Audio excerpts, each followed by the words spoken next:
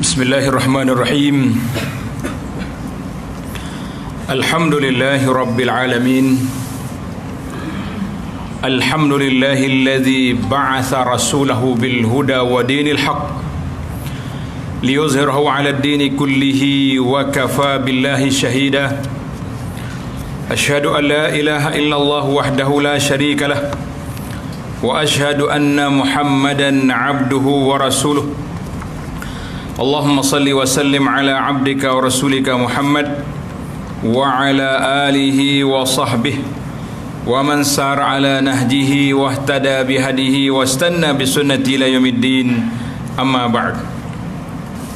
Yang dihormati Al-Fadhil Ustaz Siddiq, pengurusi, ahli tangkuasa, imam-imam Masjid Diraja Langgar, muslimin dan muslimat, para jemaah sekalian, Assalamualaikum warahmatullahi wabarakatuh.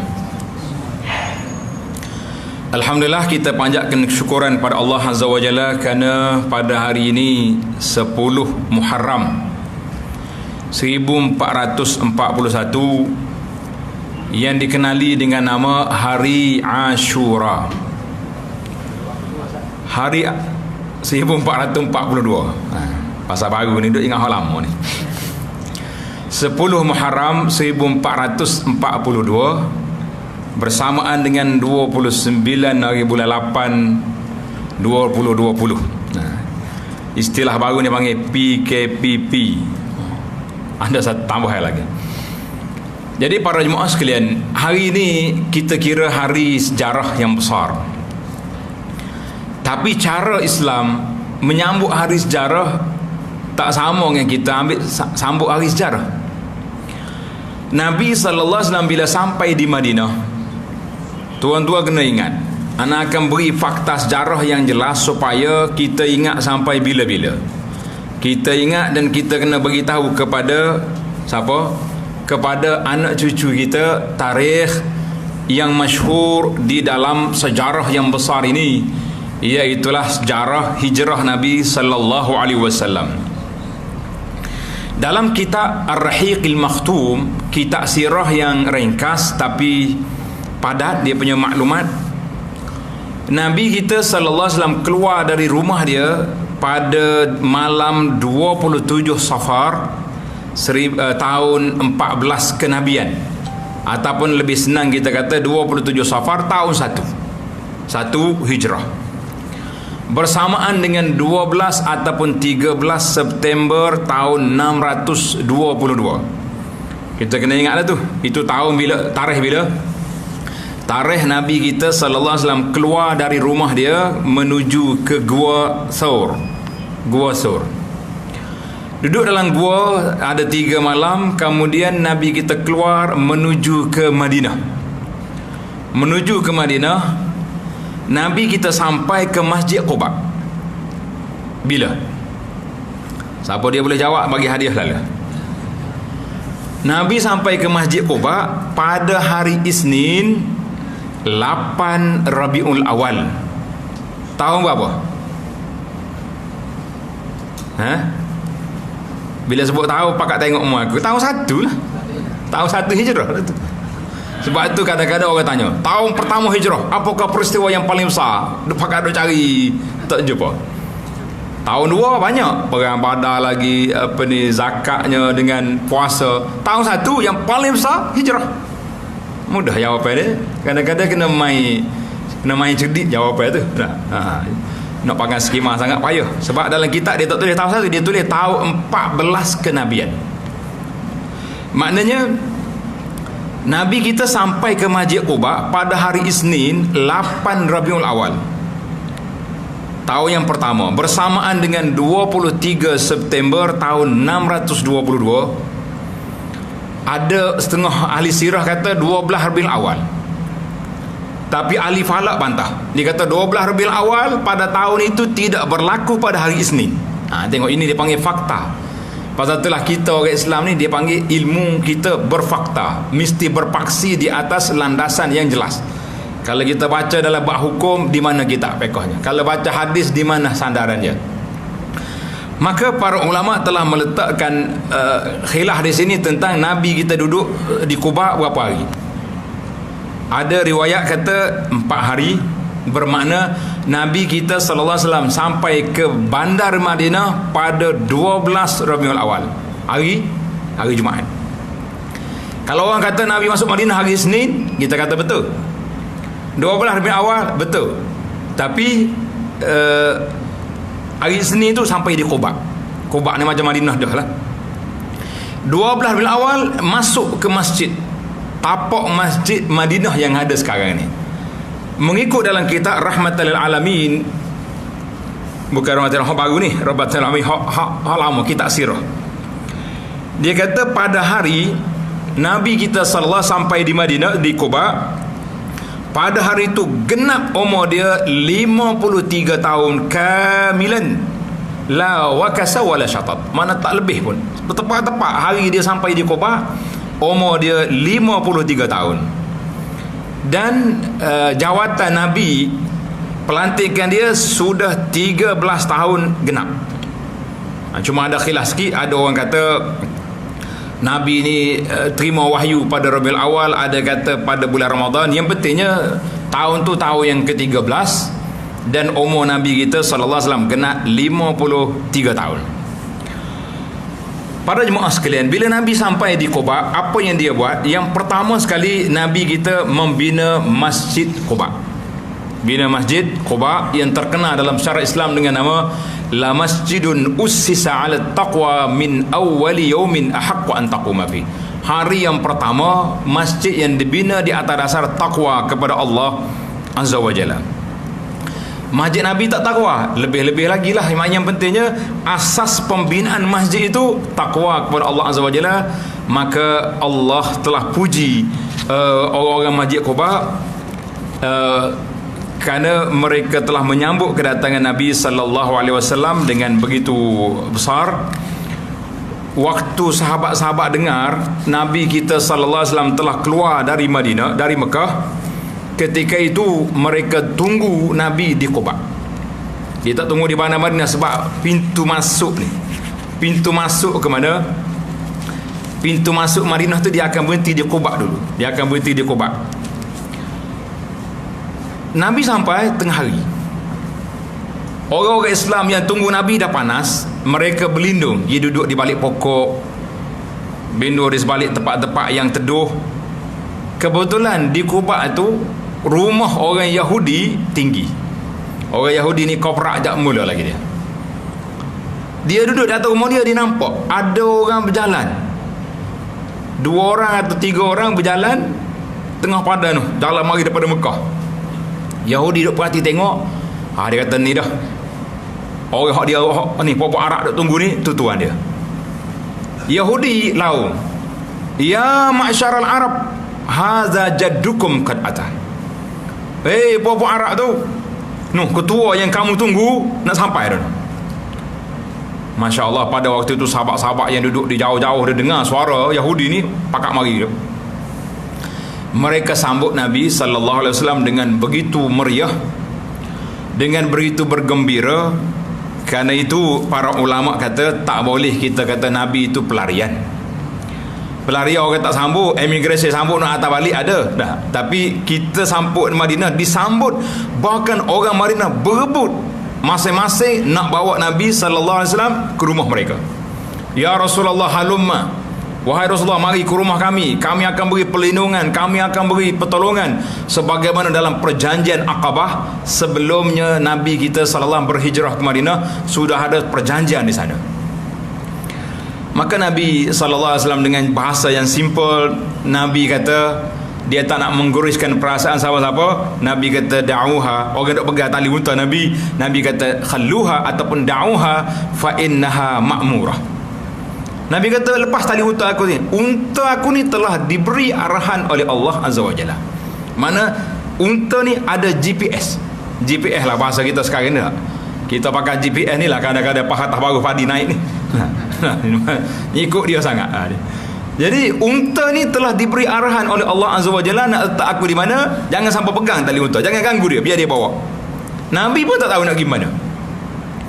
Sehinggalah unta ni berhenti betul-betul di mana? Di tapak masjid dekat Raudhah sekarang ni, unta berhenti. Dalam kitab sirah dia kata, sebelum Nabi turun, unta bangun sekali lagi pusing. Kalau kita kita tekan sekali lagi wish kita ni, nak pasti betul dah sampai sini. Pusing satu pusingan, dia duduk di tempat yang sama. Ketika itu Nabi SAW bersabda, hunal manzil insya-Allah. Nabi kata, di sinilah tempat kita nak tinggal. Maka di Quba Nabi kita bina masjid. Masuk Madinah Nabi kita juga bina masjid. Nabi kita panggil tuan tanah itu Sahal dan Suhail, dua orang anak yatim. Nama dia comel, Sahal dengan Suhail. Siapa dia nak dapat anak sehari dua ni, kalau anak kembar pula cantik. Dua nama ni pakai jadi selalu.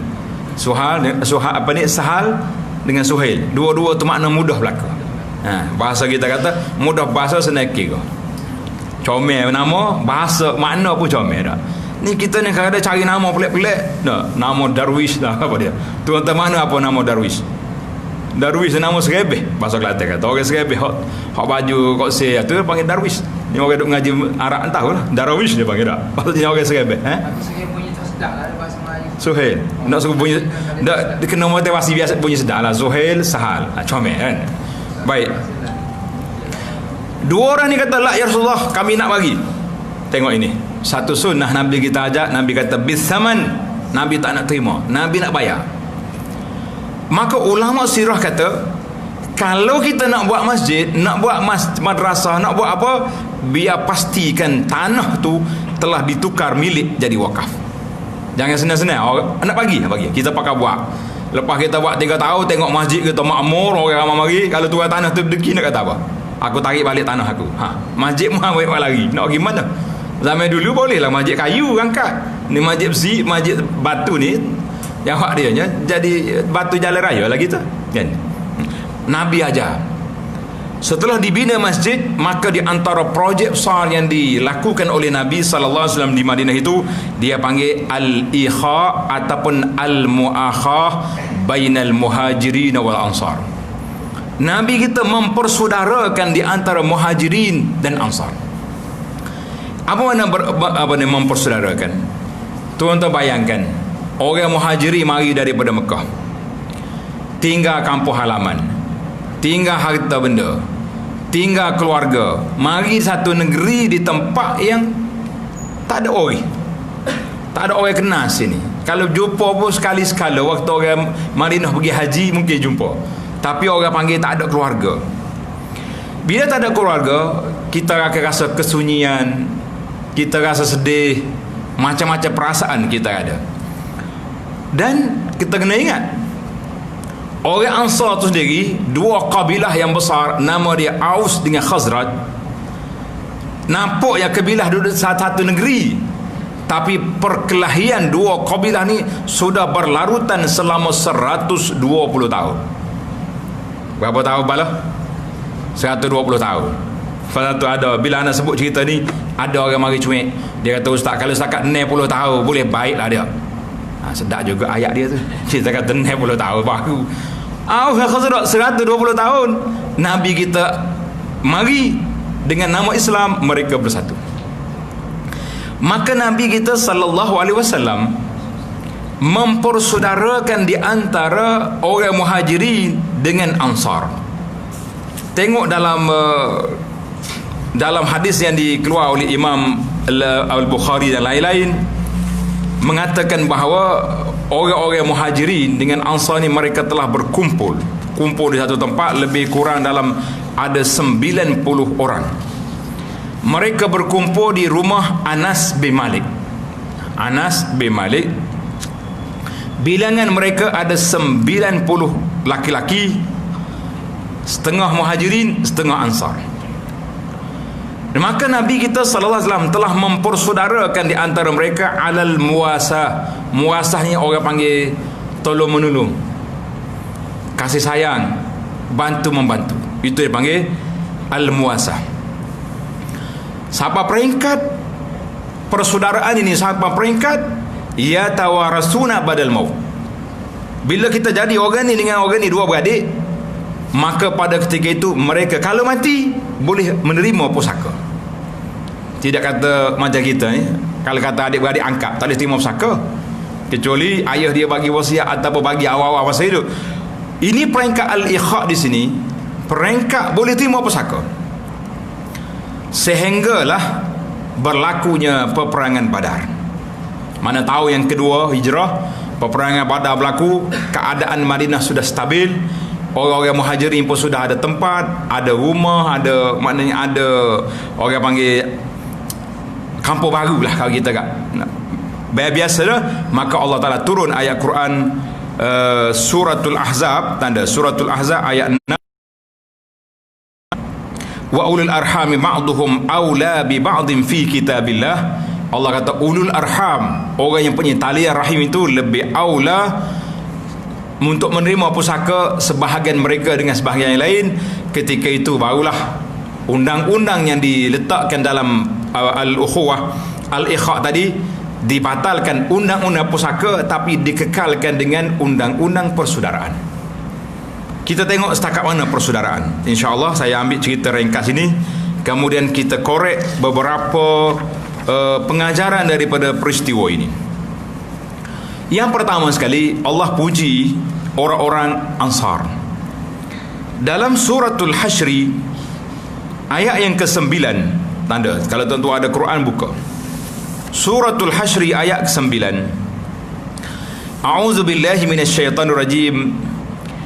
Walladzina tabawwa'ud dara wal imana min qablihim yuhibbuna man hajara ilaihim ولا يجدون في صدورهم حاجة مما أوتوا ويؤثرون على أنفسهم ولو كان بهم خصاصة ومن يوق شح نفسه فأولئك هم المفلحون والذين تبوأوا الدار والإيمان.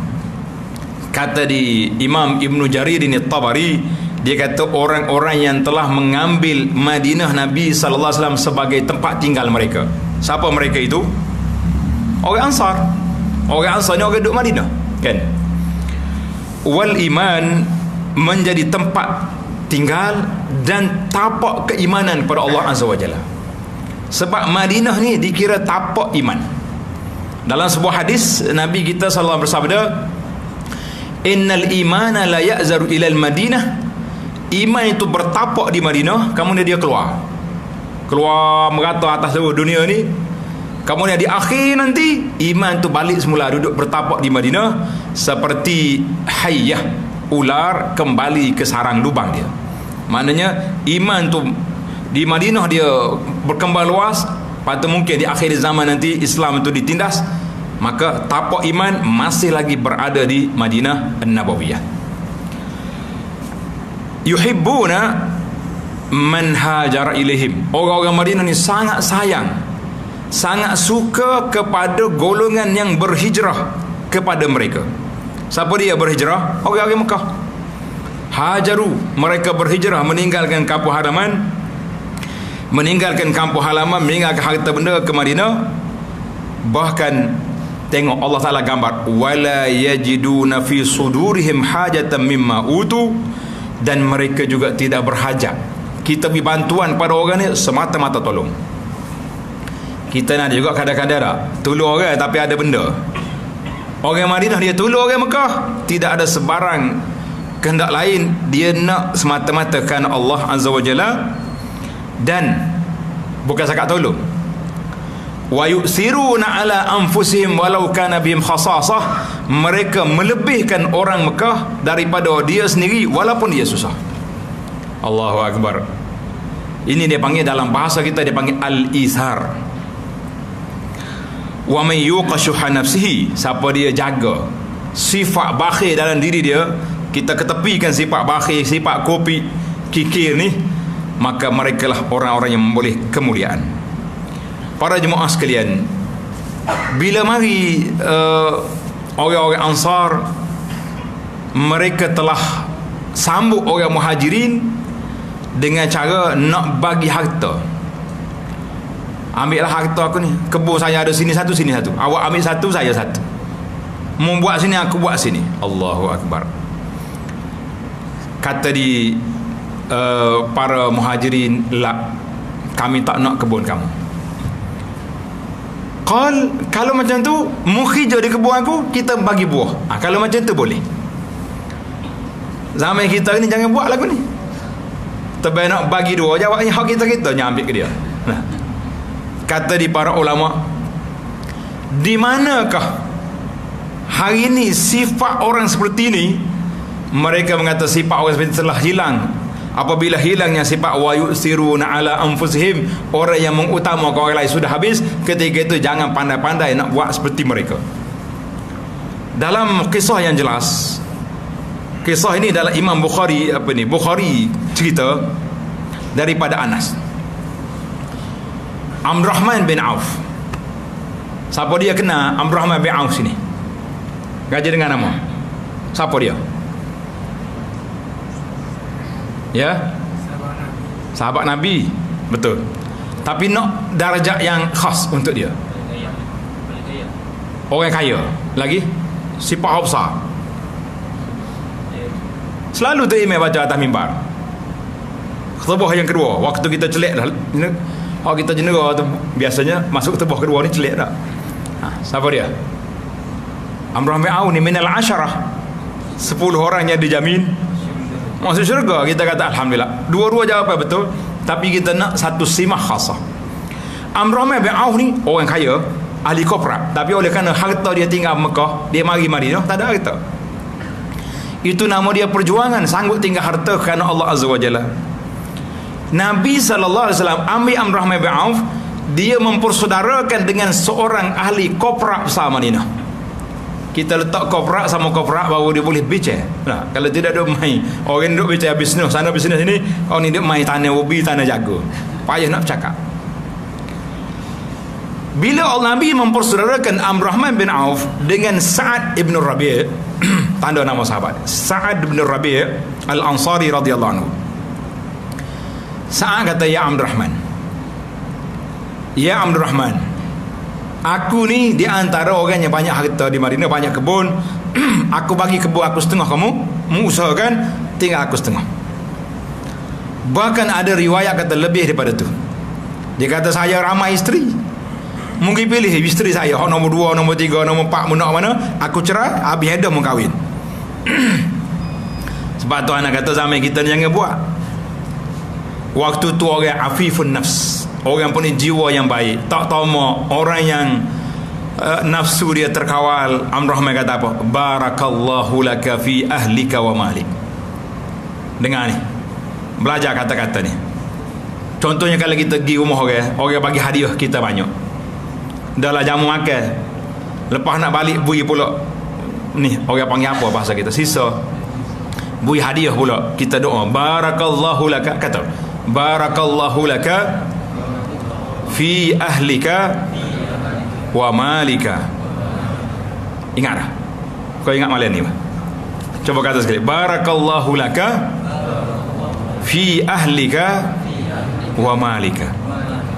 Kita kata Allah Ta'ala berkatlah-Mu ni, keluarga-Mu berkat, harta benda-Mu berkat. Sebab tengok, dia bagi tawaran kepada Abdurrahman bin Auf sampai begitu besar. Abdurrahman kata, dullani ala suq, Sa'ad, tunjuk aku di mana pasar Madinah. Dia orang ahli korporat, orang cerdik.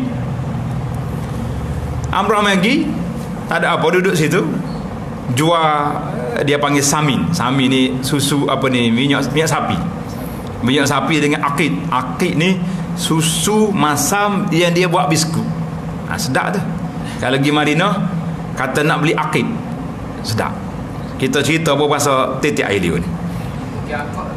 Tidak akak, akid, alif qata, tulis ni, tunjuk arah nak akid.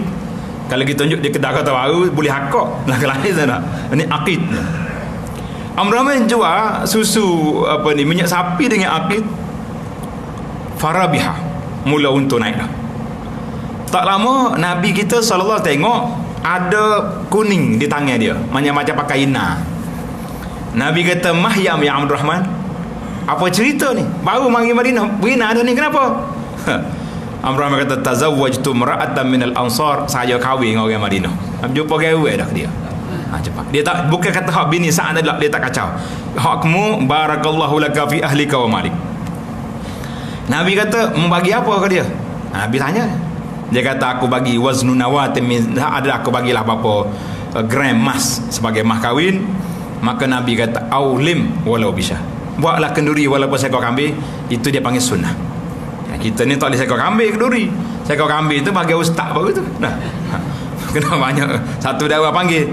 Maka para jemaah sekalian, ini dia panggil contoh al-isar, dan banyak lagi lah al-isar, bagaimana para sahabat radhiyallahu anhum sampai mereka nak bagi harta, sampai mereka nak ambil suruh pilih isteri dia sanggup cerai, tetapi para sahabat radhiyallahu anhum orang yang cerdik, orang yang baik nafsu, dia tidak tamak yang orang punya. Maka kata di para ulama, Nabi kita mempersaudarakan di antara muhajirin dan ansar. Dan juga kata Al-Imam Ibn Hajar, Nabi juga mempersaudarakan di antara muhajirin, sama-sama muhajirin. Mana muhajirin yang kaya, yang kuat, yang sihat, dia ambil muhajirin yang lemah-lemah, letak sekali. Yang pentingnya itu dia panggil agenda besar. Tuan-tuan kena ingat, dari sudut fiqh sirah, mula-mula Nabi sampai di Madinah, dia mula apa? Mula apa tadi? Bina masjid. Dia tak bina rumah dia dulu. Nabi kita menumpang di rumah Abu Ayyub Al-Ansari. Rumah dia sekarang ni, kalau kita pergi ke Madinah, kita dah lalu depan masjid Nabi Babus Salam tu, kita nampak macam ada tempat keluar asap kan. Sebelah tu lah rumah Abu Ayyub. Yang pertama, dia tak bina rumah dia dulu, dia bina masjid. Sebab apa? Masjid adalah tempat perkumpulan, tempat kita buat aktiviti, tempat kita beribadat, dan banyak perkara yang kita boleh buat. Itu dia panggil fungsi besar masjid di dalam Islam. Yang kedua, kalau ada masjid je, masyarakat tak harmoni, hidup kata hidup masjid kita tak jadi. Nak meriah sebuah masjid, kita kena tengok masyarakat dia hidup ke tidak. Kalau zaman kita ini, kita kena tengok imam, ahli atau kuasa masjid aktif ke tidak. Kalau hak ni peselu, tidak masjid ni lah ni, masjid kita ni aktif dah ni. Seluruh belakang hak lain. Siapa mereka? Tak ada program buat ada juga masjid. Kalau tanya duit banyak, duit hari Jumaat banyak juga boleh. Lepas tu dah lebih ada lebih lah, tabung-tabung gitu ya. Ni kita apa? Baiklah para jemaah sekalian, saya bawa kepada tuan dua kisah yang ringkas, tetapi kita nak ambil dari sudut fiqh sirah. Ada 10 faedah daripada kisah al-mu'akhah di antara muhajirin dengan ansar. Tuan-tuan tanda, yang pertama, ramai di kalangan orang-orang Mekah yang telah berhijrah ke Madinah, mereka terpaksa meninggalkan harta benda, terpaksa meninggalkan keluarga. Panjanglah kalau kita buka dalam kitab-kitab sirah. Tuan-tuan kalau nak beli kitab sirah yang paling ringkas, yang sederhana ringkas, yang ceritanya sedap, iaitulah nama dia Ar-Rahiq Al-Makhtum. Besar ni ya dia. Saya suka bawa kecil ni, mudah tak boleh poket. Orang suruh ceramah, kita buka tengok. Terutama saya dari sudut fakta, tarikh, bilangnya orang. Jangan duduk goreng kot syukur orang. Dia kata ni tak tahu bila ni pakai gomo. Jangan. Sejarah ni dia bukan cerita dongeng pak pandai yang kita boleh reka-reka. Ini dia panggil fakta sejarah. Kita ni kalau terjemahan besar jadi gini, jadi besar ni, besar ni pula jadi terjemahan Ar-Rahiq Al-Makhtum.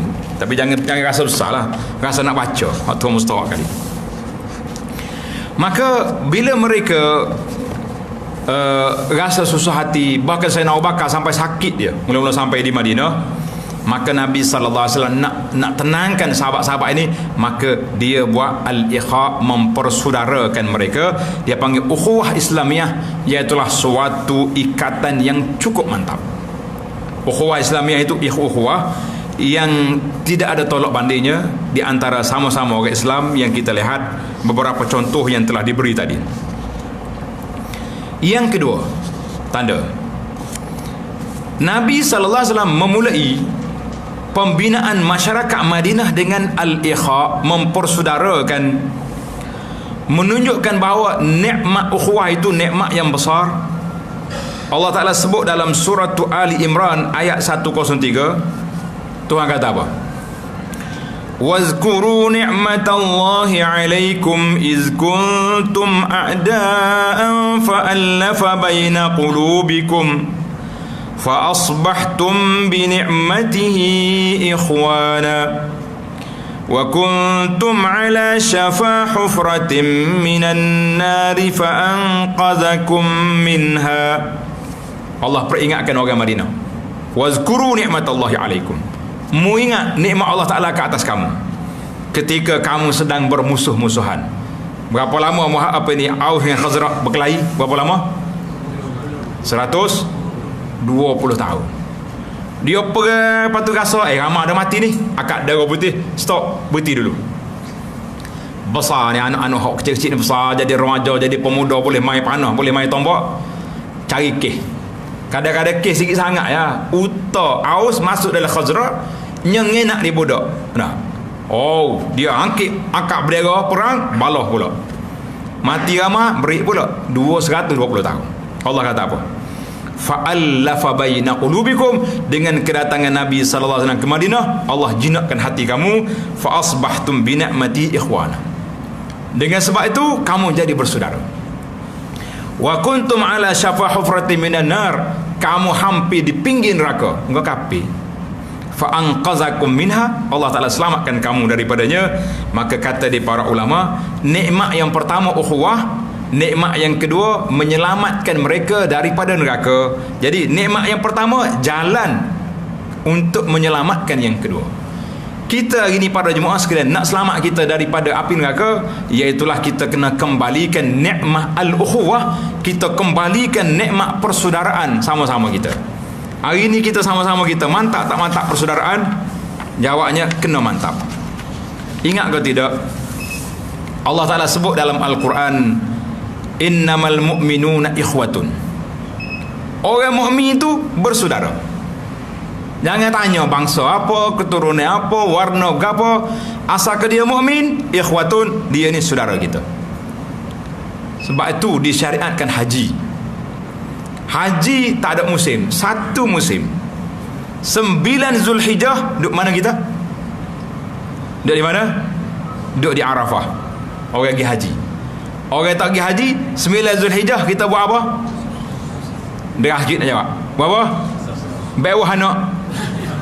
Ada juga kenduri anak nikah masa tu. Kata masyarakat kita ni, Masya Allah, tabarakallah, hak dia tahunya gaya Cina, gaya India, gaya Kristian. Hak perayaan Islam yang suruh hari-hari besar, yang suruh kita puasa, kita besarkan ni, jadi tak ingat. Anak dapat terima kad jemputan hari ni. Bila tanya kata kenapa buat hari ni, tengok kad jemputan dia tulis 10 Muharram. Kalau tak tulis tak juga. Mana dia tahu tarikh.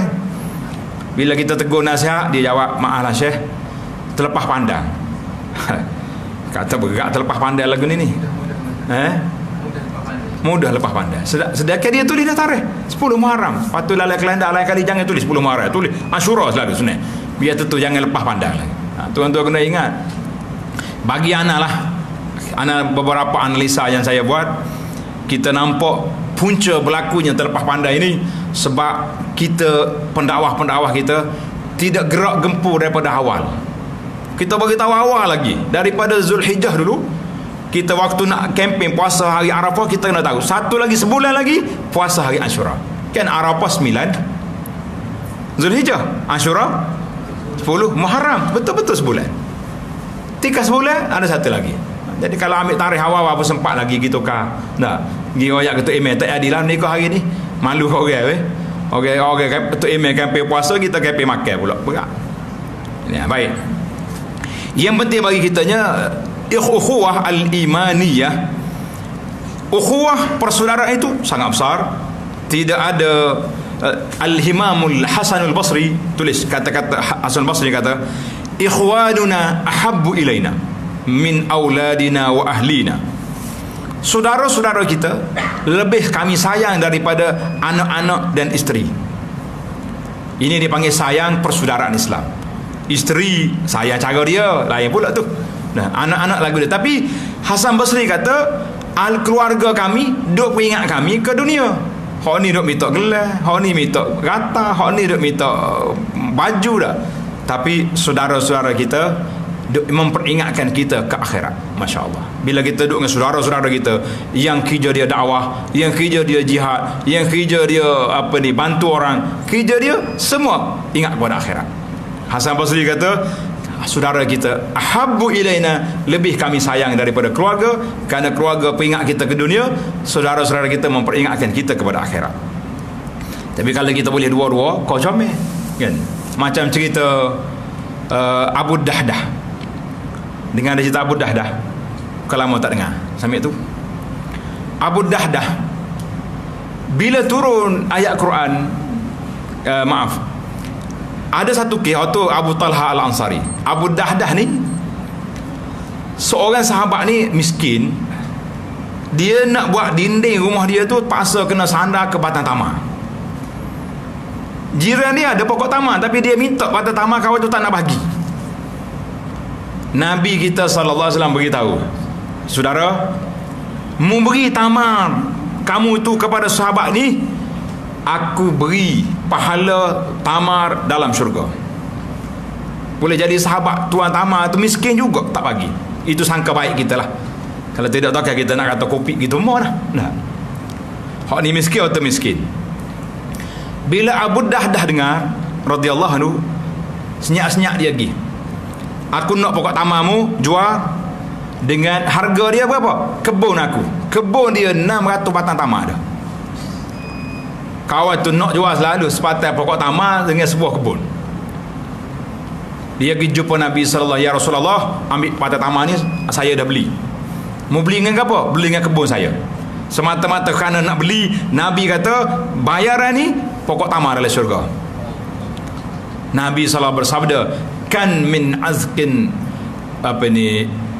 min li Abi Darda fil jannah. Nabi kata berapa banyak tandan-tandan tamar yang berbuah yang lebat dalam syurga untuk Abu Dahdah. Gembira dia. Dia balik bagi cerita ke isteri dia. Dia kata, ya isteri, ambil barang-barangmu, bawa anakmu keluar daripada kebun ni, kita hidup lain, aku jual dah kebun ni. Kalau kena kita peko dia bini tu bahasa, aku duduk dalam kebun ni menjual pula dah senyap-senyap. Dia kata menjual dengan apa? Aku jual dengan pokok tamar dalam syurga. Bini dia kata rabihal bai' ya Abu Dahdah, inilah perjualan yang paling untung. Masya Allah, hebat. Nak cari isteri lagu ni insya-Allah ada, bukan tak ada. Itu contoh. Baik, kita pergi kepada faedah yang ketiga daripada al-ikha di antara Muhajirin Ansar. Jawabnya Nabi kita mula dengan persaudaraan di antara Muhajir Ansar ini, menunjukkan Islam itu terbina di atas dua-dua asas. Yang pertama, Nabi kita bina masjid untuk kita beribadat kepada Allah Azza wa Jalla. Nabi kita persaudaraan di antara saudara-saudara kita ini untuk kehidupan kita, hubungan di antara kita dengan manusia. Tak boleh hidup kita dengan Tuhan saja. Kita hidup atas dunia, kita perlu kepada orang, perlu kepada kawan, perlu kepada jiran tetangga. Maka terjadinya muakhah dengan sebab yang tersebut. Yang keempat, orang-orang Ansar, Allah Ta'ala puji dia dalam ayat yang kita baca tadi. Dia kata apa? Mubadarat, suratul mubadarah. Orang Ansar ni sangat cepat melaksanakan apa yang telah diputuskan oleh Nabi sallallahu alaihi wasallam. Cepat. Bila Nabi letak orang ni jadi saudara, adik-beradik macam darah daging selalu. Tidak kata duduk memikir tak apa kena dia ni. Buat balik rumah pun tak apa sedap lah. Sa'ad bin Rabi', Amr bin Auf, siapa mereka nak bagi harta, dan ramai lagi sahabat-sahabat yang lain, menunjukkan bahawa mereka tidak pentingkan diri, tapi mereka telah meletakkan persaudaraan itu lebih mengatasi segala perkara yang lain. Yang kelima, tujuan persaudaraan itu untuk menghilangkan rasa kesunyian, rasa terasing di kalangan para sahabat yang berhijrah daripada Mekah ke Madinah. Kita ni tak usah kata apa. Nah, waktu kita pergi ke luar negeri, mula-mula kita dihantar belajar jauh-jauh. Pasal itulah kita akan cari kawan kita dulu. Kalau tidak rasa sunyi, nak makan berapa, macam-macam benda kita ada. Jadi dengan ada persaudaraan ni kita rasa tenang. Walaupun rumah kita kena ambil, kena rapah ke Quraisy. Suhaib Ar-Rumi contohnya radhiyallahu anhu, bila dia nak keluar daripada Mekah, orang Quraisy tahan dia. Mau nak pergi mana? Madinah. Tak boleh pergi. Mu mari Mekah dulu Sa'luk, tak ada apa-apa. Dia panggil Sa'luk ni maknanya orang panggil kain selas pinggan, tak ada harta. Sekarang ni kamu sudah senang, kamu sudah ada harta, nak bawa harta lah. Kata dia Suhaib, kalau aku tinggal harta, aku tinggal Mekah harta aku pergi, kata orang bawa diri, boleh. Mana agak-agak kita nak tinggal aku nanti dulu. Pergi jumpa Nabi Rasulullah, tangguh dulu dah, nanti tenang-tenang kita berhijrah dah. Suhaib kata tak apa, aku tinggal harta aku, lepas aku pergi. Dapat visa keluar daripada Mekah, jalan. Bila sampai Nabi kita salah dengar Suhaib kena tahan macam ni harta dia, Nabi sebut Rabi al-Bai' Aba Yahya. Nabi kata perjualan perniaga yang paling untung yang telah dibuat oleh Abu Yahya Suhaib Ar-Rumi, sebab dia tinggal harta dia semata-mata kerana Allah Azza wa Jalla. Jalan. Yang keenam, Nabi kita sallallahu alaihi wasallam mempersaudarakan Ansar Muhajirin dengan Ansar untuk al-muasah. Apa makna muasah ni? Muasah ni kita panggil kerjasama, pakak-pakak tolong-menolong. Tetapi orang Ansar telah menukar kepada al-musawah. Tengok bahasa Arab sedap. Muasah, mim, waw, alif, sin, alif, ta. Muasah mana? Kerjasama, tolong-menolong. Orang Ansar, kebaikan mereka telah menggunakan musawah, persamaan. Harta kita bagi dua, mu separuh, aku separuh. Siapa begitu peringkat, dia tanazul daripada harta benda dia semata-mata nak beri kepada saudara dia yang datang daripada Makkah Al-Mukarramah. Maka kisah Sa'ad bin Rabi' dengan Amr bin Auf ni satu kisah yang cukup besar untuk kita belajar. Tak apalah kata orang, kalau kita tak nak buat tak boleh pun, sekurang-kurang kita ada maklumat yang disebut dengan nama al-isar. Apa makna al-isar? Tanda tuan-tuan, al-isar makna kita lebihkan orang lain, utamakan orang lain lebih pada kita sendiri. Kata di para ulama, ini di dalam bab keduniaan.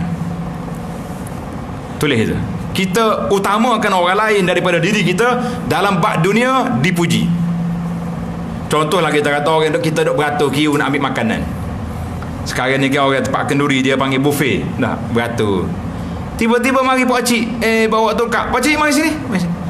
Kita beri tempat kita duduk beratur, kita duduk di belakang. Itu dia panggil al-isar. Itu dia puji. Tapi kalau dalam ibadah lah, contohnya kita duduk sah depan, tiba-tiba mari pak cik, pak cik mari sini, kita bagi tempat duduk kita duduk belakang. Itu tidak dipuji. Kenapa tak puji ustaz? Saya bagi utama kau orang tua lah. Dalam bab akhirat, masing-masing perlu kepada pahala yang banyak. Jangan tunjuk kita ni rasa banyak pahala dah. Pak cik ke depan, saya belakang lah, bagi tolak. Kita kata orang hok main cak tolak ni, dia rasa dia banyak pahala dah, pasal tu dia bagi orang duduk depan. Jangan marah ni, kita motivasi kita malam ni. Baru ni ada satu kes, anak kata, tuan-tuan, kita buatlah ibadat ni, biar kita buat, kita rasa puas hati nak pergi ke kubur. Jangan duk harap kau orang buat kita. Ni tak apa aku mati, orang ni sedekah, orang ni sedekah, orang ni sedekah. Buat panggil majlis, upah orang sana sini. Kita kata jangan main upah-upah kat dalam bab pahala ni. Jadi ada orang kata, dia kata mana abu anak tu tak bagi pahala kau orang. Kata tidak, tak bagi pahala kau orang. Kita bimbang takut kita duk beri pahala kau orang, kita tak ada pahala pula. Penat.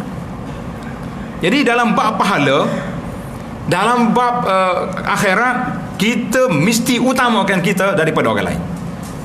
Faham ke tidak? Tapi dalam bab dunia, kita dipuji kalau kita utama orang lain daripada kita. Dipuji. Contohnya apa-apa sajalah. Kita duduk beratur, kau orang nak pergi dulu, kau tengah jalan contohnya, ada orang nak keluar daripada lorong, boleh je kita berhenti kereta kita kata dipersilakan. Nah, dia pergi dulu. Ni dah badi celek mata.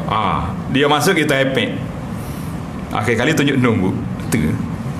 Nak kena sekali di sini. Mula-mula balik dulu kita tak reti. Kita saya bawa kereta arak ni ju. Kasar-kasar dia pun, kalau kita hollow kepala dia break lalu, dia bagi kita keluar. Kita terah hollow sini, hollow nombok mari. Kata bisa orang kawasan ni. Kata terus jaruh kita bawa kereta sinilah. Tak boleh sebut kapur mana. Kata bejok bawa kereta ni tunjuk nom bu. Allah kita pakak piuh lah dia kata. Bukan dia keletak lebah mana. Tak bawa kereta negeri. Arak dia bagi. Mana itu dipanggil isar. Kita tengok orang nak keluar jalan, kita bagi dulu silakan. Kita pun nak pergi mana, jalan jam depan tu. Kalau kita pergi belkak juga, payah dia keluar. Masya Allah. Tuan-tuan para jemaah sekalian, kalau kita masing-masing dalam bab ini bertolak ansur al-isar, itu dipuji dalam bab keduniaan. Tapi al-isabi babil akhirah, la. Kita mesti tunjuk kita nak pahala. Berapa dah kita ni? Yang ketujuh, al-mu'akhah ini merupakan suatu benih-benih persaudaraan, pembinaan masyarakat yang dibina oleh Nabi SAW untuk menghilangkan rasa permusuhan, rasa perbalahan. Maka kita mula dengan kerjasama. Jadi kalau kita bina masyarakat kita dengan kerjasama, insya-Allah dia akan selamat, aman dan sejahtera, insya-Allah. Kemudian orang-orang muhajirin sendiri, orang-orang ansar ni sangat-sangat mengutamakan muhajirin walau kana bihim khasasah. Kalau mereka susah pun. Satu malam Nabi kita sallallahu alaihi wasallam ada tamu datang. Nabi tanya, "Man? Siapa dia nak ambil tetamu Nabi buat balik rumah dia?" Nabi nak balik rumah dia, tak ada makan di rumah dia. Sehingga orang tanya soalan, Nabi ni keluar zakat ke tidak? Berat juga soalan ni. Ni bukan cerita Nabi lari pelarian ni, tidak. Dia kata Nabi ni keluar zakat ke tidak? Ada pengkaji sirah kata Nabi tak sempat keluar zakat. Sebab apa tak ada keluar zakat? Bila sampai harta, dia bagi selalu habis. Tak ada cukup haul. Tak ada nak zakat. Kita 4 kali haul zakat tu lah juga. Tak topik-topik dah tapi tu. Pasal banyak. Alhamdulillah. Hak banyak tu banyaklah dah. Hak tak ada tunggu zakat. Pernah satu hari Nabi kita nak solat, tiba-tiba sepah maya, pum, dia masuk dalam rumah tu. Lari cepat masuk dalam rumah. Orang kata ada emergency apa Nabi sallallahu alaihi wasallam. Tak lama dia keluar balik. Dia kata aku teringat ada harta hak tak bagi lagi sampai dalam rumah. Aku bimbang takut dah habis hari ni harta belum bagi. Masya-Allah tabarak. Kita lopak juga tengah maya. Kadang-kadang nyolakoh macam nak pergi hospital dah. Tanya-tanya pak cik, berapa orang ni? Dia tahu orang telefon. Bangun nak jawab handphone luar masjid. Kita kata jawab lepas ni pun boleh. Moga handphone kita nombor lekat situ kan. Bukan apa zaman dulu hok tamai musim prank tu. Telefon tu dulu kalau tak akak tak tahu siapa telefon. Betul tak? Zaman kita hari ni ada, jangan ada lopak. Kalau lopak kita pegang kaki dia lain kali. Jangan bagi kata nak gimana lorak ni. Malu kau kan. Okey jalan aku ni.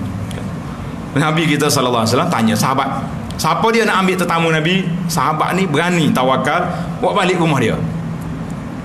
Tanya isteri dia, ada berapa makan ni? Dia kata tak ada. Ada makan ni untuk anak-anak ada.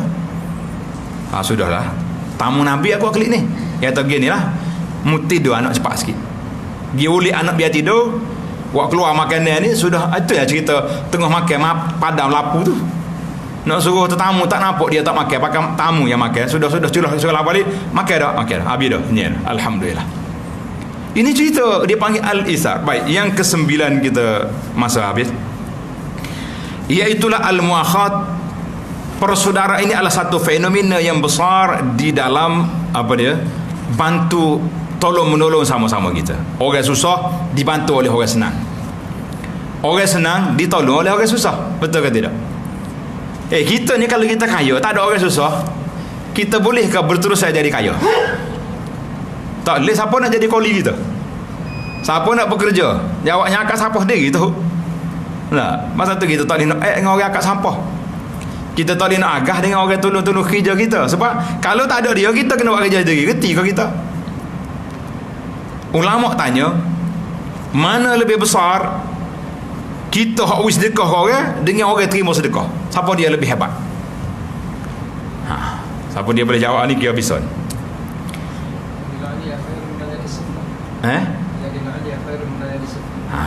Al-yadul ulya khairu min al-yadi sufla. Hak atas baik pada hak bawah. Ada jawapan lain? Hak jo beri ke hak jo terima? Pada satu dimensi sudut memang orang beri utama daripada orang terima. Tapi dari sudut pulangan lah, kata di para ulama, kita yang memberi kepada orang susah untuk menyelesaikan masalah dunia dia. Dia nak beli makan, dia nak beli ubat, nak beli pamper anak, nak beli tu. Tapi hak dia beri kepada kita untuk apa? Untuk syurga. Darajat kita dalam syurga, untuk akhirat. Maknanya hak dia beri pada kita lebih besar daripada hak kita beri pada dia. Itu dimensi yang kedua. Hadis tadi betul. Ini dia panggil dari satu sudut. Baiklah. Maka yang terakhir, yang ke-10, bahawa kata di ulama sirah, dia kata persaudaraan itu telah dibatalkan. Kita kata tidak. Kata di para ulama Islam, yang batalnya di peringkat awal Nabi kita sallallahu alaihi wasallam mempersaudarakan Ansar dengan Muhajirin sampai mereka boleh pusaka. Tapi bila turun ayat Quran wa ulul arham ba'dhum aula min ba'din, ketika itu maka terbatallah pusaka, tetapi al-ukhuwah, at-ta'awun wan nusrah masih kekal. Kita kata inilah yang kita dapat kutip 10 tilka asyaratun kamilah, 10 perkara daripada projek al-hijrah yang telah dibuat oleh Nabi sallallahu alaihi wasallam. Jadi para jemaah sekalian, tajuk kita ni besar. Saya ambil satu je. Kalau tuan-tuan nak tengok dalam Facebook saya Abu Anas, cari tajuk dianya fiqh sirah hijrah Nabi sallallahu alaihi wasallam. Kita ada beberapa siri kuliah yang boleh kita manfaatkan insya-Allah. Jadi ana setiap kali mari musim-musim yang besar, kita baca kitab. Tahun ni kita baca kitab ni. Nanti masa lain kita baca kitab lain pula, sebab setiap penulis tu dia ada minda dia sendiri mengolah sirah Nabi sallallahu alaihi wasallam. Baiklah para jemaah sekalian, sebelum kita berakhir, ketah yang kita bagi tu. Ni ketah bagi ni dapat belakang. Tajuk dia istiqamah. Selepas daripada melalui ibadat yang besar, sama juga dengan kita hari ni, bila mari awal tahun ni biasanya orang kaitkan dengan azam baru, tahun baru. Kan? Tahun baru, semangat baru. Tak tahu baru ke tak semangat kita ni? Semangat ke tak? Semangat Allah ke mana? Saya kata tahun baru selepas PKP ni, kita mesti satu pulih balik azam sebaru, semangat baru kita, khususnya bagaimana kita nak menceriakan, mengimarah balik masjid rumah Allah Ta'ala ni. Setakat ni sah kita dengan penjarakan ni bertambah ke sama ya? Tanya orang masjid, jarak sah dengan kita jarak jauh ni, bila ingin sah sama ke tambah? Kalau dulu 10 sah, lah ni berapa sah? 20 patutnya. Ada setengah masjid tak tambah. Dia kata dulu 10 sah, dengan penjarakan 10 sah juga, maknanya kurang setengah. Ini satu fenomena yang menakutkan kita para jemaah sekalian. Bagaimana nak memulih balik? Kalau KJS sibuk dengan pasal pemulihan PKPP ni, kita bagaimana kita nak pulih balik masyarakat ni supaya balik semula ke masjid, balik semula mengimarahkan majlis-majlis ilmu. Dia kata ustaz kena ingat, zaman PKP ni kita tak ada ke masjid, semua masjid gua buat online belakang. Jadi kita pakai online pahala ni, dia kata. Online mana duduk rumah boleh tengok. Kalau juga main online ni pun. Jadi orang yang pakai gerak. Kebetulan dia pula pandai, jadi tu email rumah dia. Pasal tu saya letak jawatan, dia panggil imam entrim, tak mau letak jawatan dia. Jadi kita kata letak jawatan dulu, mari semaya masjid. Patut balik jadi tu email mula rumah boleh. Jangan jadi buat main tu saya letak jawatan ni. Masalah juga, satu fenomena yang berat juga dalam dunia kita ni. Untuk maklumat para jemaah sekalian, satu kitab yang saya tulis, nama dia Madinah Munawwarah, Kelebihan dan Sejarah. Dalam kitab ni saya cerita tentang kedatangan Rasulullah sallallahu alaihi wasallam ke Madinah, bagaimana Nabi kita bina masjid, pembesaran masjid, sejarah masjid, dan juga persaudaraan dan tarikh-tarikh yang saya sebut tadi ada dalam nota buku Madinah Munawwarah ini. Alhamdulillah. Jadi para jemaah sekalian, tajuk risalah yang kita ni, risalah ni ada orang kata dia tahu ustaz, kalau we saja tak baca takut duk poket paksa dah dia. Jadi kita baca sikit. Tengok nota ni ada. Istiqamah. Apa ada istiqamah?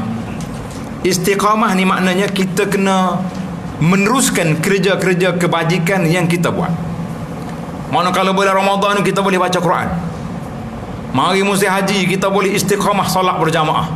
Duk Madinah 40 waktu tak tinggal. Nah. Ni ada setengah orang ni 40 waktu jaga. Bila cukup 40 waktu, dia mari jumpa ustaz. Dia kata, ustaz saya tak pergi dah masjid. Kita kata apa? Cukup dah 40.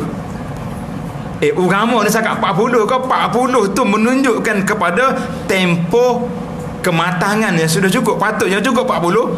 Semangat kau kuat lah. Ni tak cukup 40 tak segi dah masjid. Dia buat 40 hari macam bini dia makan ikan kering dah. Kira orang perempuan beranak ni tidak 40 hari makan ikan kering. Zaman dulu ni mana hira korek dia. Dia kata makan berapa tak apa, muka dia ada jamu. Maknanya kita nak, bila kita kekalkan ibadat, di Ramadan kita boleh baca Quran, musim haji kita boleh pergi masjid begitu semangat walaupun jarak jauh, maka kita kena kekalkan ibadat istiqamah di atas jalan yang benar ini. Di sini dalam sejarah kita ni, tuan-tuan tengok antara panduan istiqamah. Yang pertama sekali, berpegang kepada akidah yang benar, menjauhi syirik dan segala khurafat. Kita ni khurafat ni nampak kuat lagi ni. Percaya lagi ke tunggu-tunggu kiamat, percaya lagi kepada wali-wali, kubur-kubur wali yang besar-besar. Ana pergi satu tempat kubur, dia panggil pulau besar. Kubur dia besar, kata besar mana orang sini? Tak kira besar pada kita. Dia kata dia ni cerita sungguh, dia cerita dengan orang besar juga ni. Dia kata, ustaz, mula-mula saya mari kubur ni kecil lah, tapi dengan sebab kita mari zikir-zikir, kubur jadi besar. Kita kata percaya dia kubur jadi besar sebab zikir banyak. Kata dia, sungguh sebab tabung makin besar. Saya jawab dia, sebab tabung awak makin besar, maka dia makin besar juga kubur dia. Itu khurafat lagi tinggi. Jumpa orang bukan Islam, pergi juga dia. Kita kata, you mari buat apa sini? Orang Islam ni ramai dah. Dia bawa anak sakit lah ke apa. Orang bukan Islam ada juga. Kata, mari buat apa sini? Dia kata, ini power ni. Ini apa ni, main power dia. Kita kata percaya juga bawa Hindu ni ke ini orang wali-wali ni. Percaya dia. Main-main.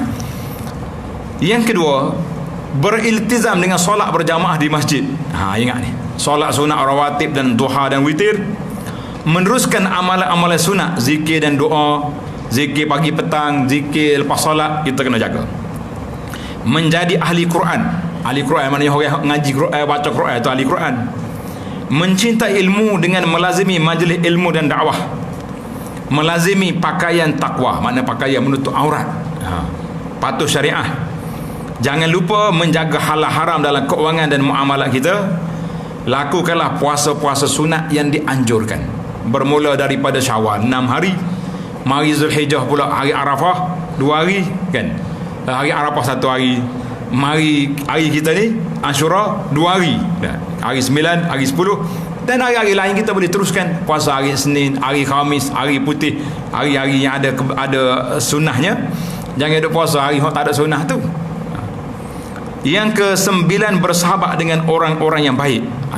Bila kita tengok dia, kita teringat nak pergi sembahyang Jumaat, kita teringat nak pergi ke akhirat. Yang ke-10, sentiasa berdoa. Di antara doa yang kita ajarnya, doa yang tuan-tuan selalu baca, ya muqallibal qulub tsabbit qalbi ala dini. Satu lagi doa yang saya nak ajar, nak ijazahkan. Tengok di kertas tu, mana yang baca tak kena pula susah. Kata, Allahumma inni a'udzubika minal hauri ba'dal kauri. Coba kata, Allahumma inni a'udzubika minal hauri ba'dal kauri. Kata,